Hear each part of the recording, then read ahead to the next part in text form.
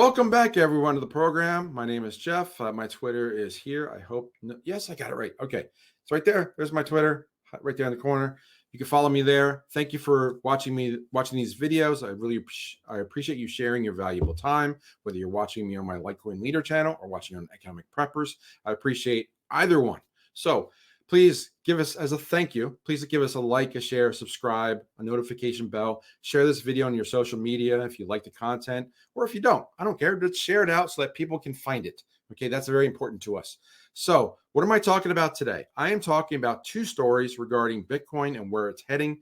The theme of 2024 is going to be, obviously, people are starting to take note of it as it's over $50,000, and people are seeing that the value is increasing, probably because the currencies are all decreasing. But when the price of two things is just a ratio of one to the other. So as Bitcoin goes up against the dollar, it just shows the dollar is losing its value and its purchasing power.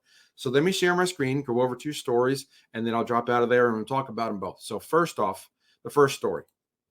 All right, this one, again, from Zero Hedge, and I'll try to put all the links to everything in the description. This one's called Why I Bitcoin, and it's from QTR's Fringe Finance. Now, this was a little bit hard to look up. So what I did was I went through the whole article, and he started to say, like, I know some of you may have been surprised when you saw me on X yesterday, formerly Twitter, proclaim that my days of disparaging Bitcoin are over. Well, I went looking for that on X. Click this. This doesn't go anywhere. So what I did was I went to QTR and I looked up and I found his Twitter account. So there's QTR. It's a subscription page, so you can't really dig into this too much, but that's his Substack.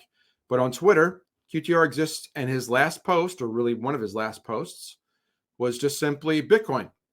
Okay, so he deleted the previous ones. I don't know if he got attacked or there were issues, but he doesn't have too many posts that are up there. Maybe they just drop off, but he's all about his Substack at this point. More power to him. That's fine. But his post as of just a few hours ago, it now just reads Bitcoin. So apparently he backed away from whatever he said for whatever reason, and then he just went back to that. But let me go back to the article. And what basically he said is that his days of disparaging Bitcoin are over. And he also said yesterday, apparently that post is gone. I have been watching people that I know are much smarter than I am, specifically those in the sound money community, singing the praises of having exposure to Bitcoin for years now. For me, that was the hardest thing to ignore. So, by the way, if you could find this tweet, I'd love to see it. Leave a link in the comments. I check them all out. Really appreciate that as well. But you can go ahead and read the rest of this article. It goes on pretty long, but it basically just says that he was wrong. I didn't, it shows strength that he's able to admit that he was wrong. Okay. And that sometimes you get things wrong, and sometimes that what you previously believed, you change your opinion, and that's okay. So he changed his opinion on Bitcoin, and he's no longer disparaging. And in fact, he's a supporter on it. So now, even though his tweet's gone, the story is there. And I guess he's going to get a little bit of attention based on that and from people like me talking about it. But let me talk about this other article from Zero Hedge, and so many ads on Zero Hedge, but that's okay. We used to like the content. Let's get rid of that. The mantra for the next cycle: allocate 1% to Bitcoin. Now, I'm just going to jump to the end, not read you the whole thing. Again, you can go ahead and read that. The link will be in the description. I predict a new investment mantra for institutional fund managers, the 1% allocation. Now, that's already been, he highlights that is under Fidelity's ETF. They're looking at 1% for cryptocurrencies. And then a new 1% rule by Bitcoin. And here's the picture about how it pulls all the currency and goes right into Bitcoin. So here we go. At the very end here, you can see the disparity of how the ETF is going up and gold's going down. And then finally at the bottom here, he humbly presents to you the theme of this cycle, which is the 2024 Bitcoin cycle. The theme is the institutions are coming. The core driver is the Bitcoin spot ETFs. And the mantra will be allocate 1% to Bitcoin. So again, I will put all that in the description, put all the links to both those articles. But let me just talk about what all those things are saying, in my opinion. So first off, this 1% of Bitcoin, it's not new. It's not news at all. For those of you who started, I started back in 2016, about then, a little fuzzy right now, but that feels like that's more than half the life of Bitcoin, which is crazy to think about. But back then, I remember a guy named Anthony Pompliano, otherwise known as Pomp, and he was on CNBC, and he was trying to talk to people and trying to convince them on Bitcoin. They were naysayers. He was the only one that was adamant about it. He said, hey, how about just 1%? And eventually they got there. Eventually they said, all right, maybe 1%. Now today on Bitcoin, they've gone from 1% to 5% to 10%. Now daily, they talk about Bitcoin. They have it represented on their charts, how Bitcoin is doing every single day, because it's part of their financials. So they treat it just like any other financial vehicle that's out there, something you can invest in, something you can make money on, something you can make value on, something that increases over time. But then again, we know it's different. We know it's not like stocks. Because there's only 21 million Bitcoin, whereas they play games with stocks, they have derivatives, all that stuff that we don't like. The point is that they've already adopted Bitcoin and they started talking about it years ago, way beyond the 1% allocation. But now institutions are coming because of the ETFs, the trading funds. So the equity trading funds, they're now allowed to take their Vanguards, their Fidelities, their stock money, their stock market money, their stock market currency, the money that they're making on paper, the stock market, get out of that and put it into Bitcoin.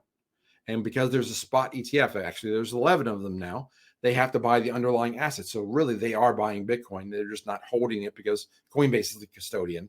And hopefully they realize that you want to be your own custodian and not your keys, not your coins, not your money. If you want to really own Bitcoin, you own the things in a private wallet, like we teach you about, like I teach you about, and like we teach you about over in EconomicPreppers. So the 1% rule is not new. It's new to some, but it's, sometimes, what is old becomes new again. So the 1% rule is now for the Wall Street monies. But the big thing is that if you look at the numbers, so that 1%, you go back in that article, it says that the money on Wall Street, $150 to $300 trillion.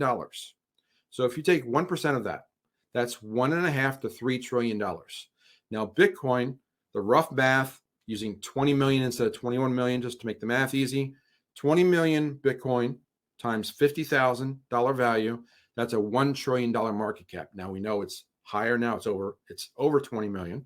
We also know that I think we've admitted 20 million at this point. We're really close. But the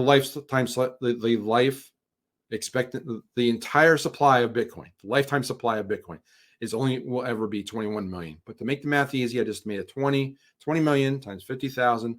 That's a $1 trillion market cap. The money that we're talking about here, the currency that's potentially coming over in that 1% rule, if that 1% really does happen, institutional money, that 150 to 300 trillion becomes 1.5 to 3 trillion added to Bitcoin's 1 trillion market cap already, which means Bitcoin goes up 150 to 300%. So now you're looking at from 50,000 anywhere to 100, 125, all the way up to $300,000 per Bitcoin. That is what could happen in 2024. So just want to put it in perspective, put that out there. Both articles, again, will be in the description. Please, if you like this kind of content, share it out. Let's get some more traction on these channels. Really helps us out, helps myself, helps Dylan, helps everybody involved with Economic Preppers, helps our community, makes the community grow and stronger and smarter and understanding what Bitcoin's all about, because you will be the expert in your community very soon on Bitcoin. But with all that said, I'm going to leave it right there, and I'll see you in the next video. Take care.